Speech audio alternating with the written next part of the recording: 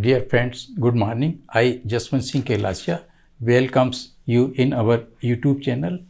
We have also a Hindi YouTube channel. Its name is Parad Loktantra Ka Ankuran. We are also available in different social media platforms. By observing the description of this channel, you can see about them. For what purposes, for what objectives, and with what philosophy these channels have been launched, you can also know in this regard in the description. It is requested that do not focus on the quality of our presentation, but kindly please focus on the depthness of the subject matter and issues we discuss. If you think that our channel is putting forward some revolutionary, basic and the fundamental ideas and increasing your knowledge, then kindly please subscribe, like and share our channel.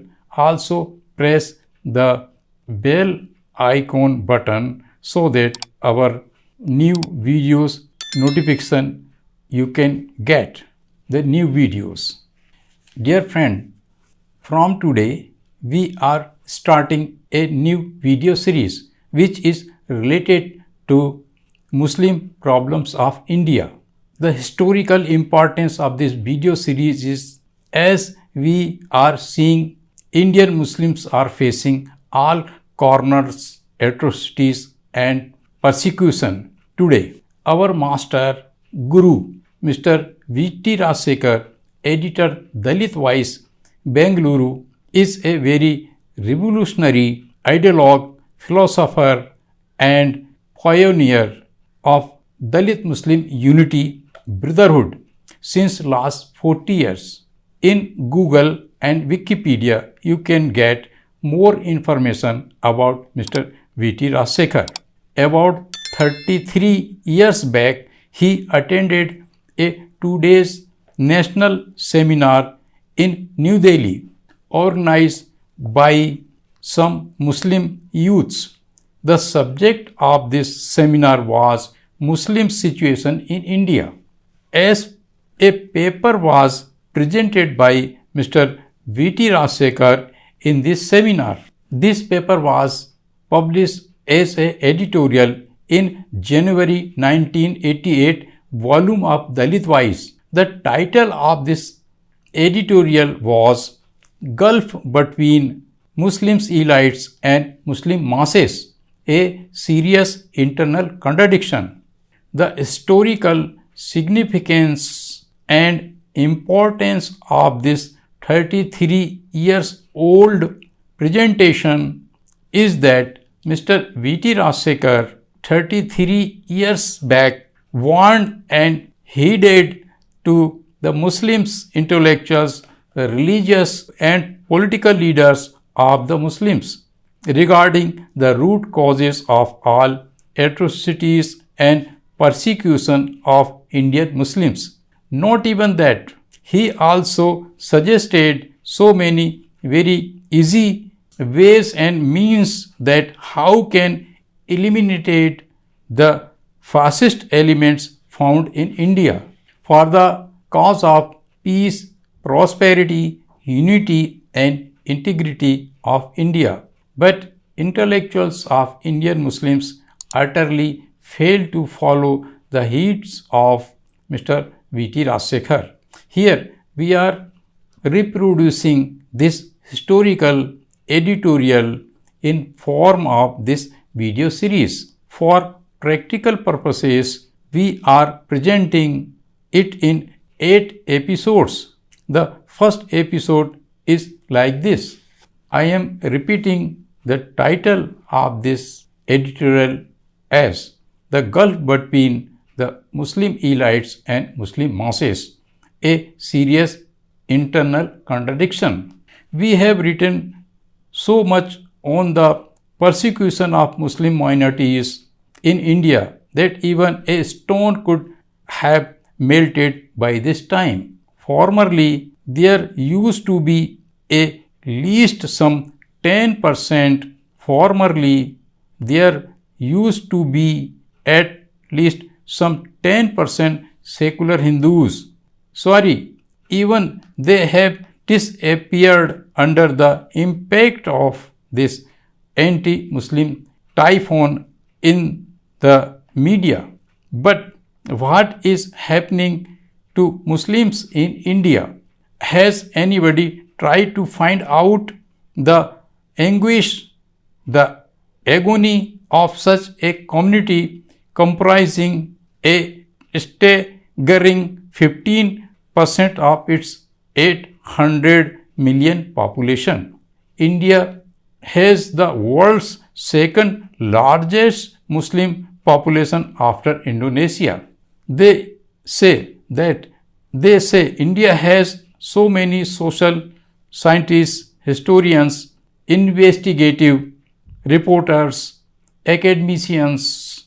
Why nobody is hearing the cry of this virile, disciplined community that ruled India? Agony of being a Muslims. Dalit Vice editorial, January 16, 1983. For 1,000 years and contributed so much to enrich India's culture, life and ethics. The India's ruling class boasts of its non-violence, tolerance, love and compassion. But why this ever-flowing milk of kindness dries up whenever it comes to the question of Muslims? Did the Muslim play with the life of upper caste when they ruled India for 1,000 years? This is what Dr. Ambedkar, India's highest authority on the subject, says. Muslims' invasion are not the only invasion worth study. There have been other invasions equally, if not greater importance. If Hindu India was invaded by the Muslim invaders, so was Buddhist India invaded by Brahminic invaders. The ways and methods employed by the Brahminic invaders of Buddhist India to suppress Buddhism were not less violent and less virulent. The Muslims invaders destroyed only outward symptoms of Hindu religion, such as temples and mosques, etc. They did not extirpate Hinduism, nor did they cause any subversion of principles of doctrine which governs the spiritual life of the people. Dr. Babasaheb Ambedkar, writing in Speeches, Volume 3, printed page at 273 to 74. Year of publication 1987. Government Central Press, Netaji Subhas Road, Bombay. This is the opinion of greatest Indian after Buddha. When Muslims were so good and compassionate to upper caste during their 1,000 years rule, why this sudden surge of anti-Muslims violence within 41 years of upper caste rule? We have written exhaustively on the Muslims, India's worst persecuted religious minority. Muslims themselves have admitted that no non-Muslims journal of India has written so much on their problems as Dalit Vice. They have also wondered at our grasp of the subject.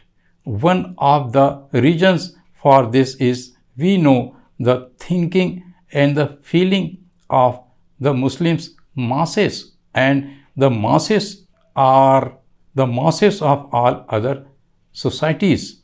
This is the secret. What is our interest in Muslims? We are interested in Muslims because Over 90% of them are converts from scheduled castes, scheduled tribes, and backward castes, India's original habitats. Therefore, they are also our people. We are the sufferers and they are our co-sufferers. We are the victim of Brahminism, so too the Muslims, our oppressor and their enemy is the same. Besides this, about 90% of Muslims as a whole are denied human rights. Amnesty International itself indicated the Hindu police of Uttar Pradesh on the merit massacre of Muslims. So our support to Muslim is purely on the humanitarian grounds. But the problem with the Muslim elite is they also know these vital facts, yet they don't strive for a joint self-defense against this common oppressor. Why the Muslim elites are passive?